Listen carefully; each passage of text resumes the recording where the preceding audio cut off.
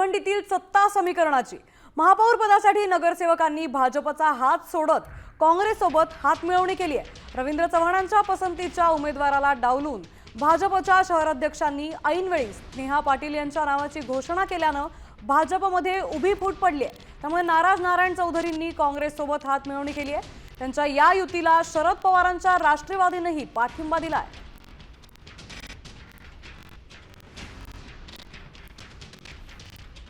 तर थेट जाऊयात आता भिवंडी, त्या ठिकाणी आमचे प्रतिनिधी विकास काटे उपस्थित आहेत। विकास, महापौर पदासाठी नगरसेवकांनी आता भाजपची साथ सोडली आहे। भिवंडी महानगरपालिकेवरती कोणाचा महापौर बसणार याचं चित्र थोड्या वेळ स्पष्ट होणार आहे। खास करून हा मुस्लिम बहुल आणि आगरी समाजाचा पट्टा असणारा भिवंडी निजामपूर महानगरपालिका या ठिकाणी खऱ्या अर्थाने कोणाचा महापौर बसणार यासाठी गेल्या अनेक दिवसांपासून सत्ता संघर्ष सुरू आहे।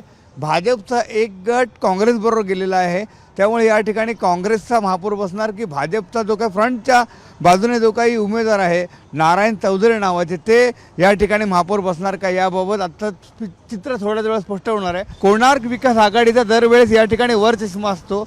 यंदाचा महापौर देखील कोणार्क विकास आघाडीचा बसणार होता, परंतु विलास पाटील हे न्यायालयीन प्रक्रियेमध्ये अडकल्यामुळे कोणाचा महापौर होतो याकडे लक्ष लागलेलं आहे। नारायण चौधरी, विलास पाटील किंवा मग इतर कोण महापौर होईल का किंवा काँग्रेसचा या ठिकाणी महापौर होईल का या संदर्भात चित्र जरी स्पष्ट होणार असलं तरी दुसरीकडे मात्र खूप मोठ्या प्रमाणावरती पोलीस बंदोबस्त या ठिकाणी लावण्यात आलेला आहे। या ठिकाणी शासकीय जे काही अधिकारी आहेत त्यांच्या नेतृत्वाखाली किंवा त्यांच्या मार्गदर्शनाखाली निवडणूक होणार असली तरी पोलीस बंदोबस्त खूप मोठ्या प्रमाणावरती या ठिकाणी ठेवण्यात आलेला आहे। नक्कीच विकास, धन्यवाद आपण दिलेल्या या सविस्तर माहितीबद्दल। त्यामुळे आता भिवंडीत नेमकं काय होणार हे बघणं महत्त्वाचं ठरणार आहे।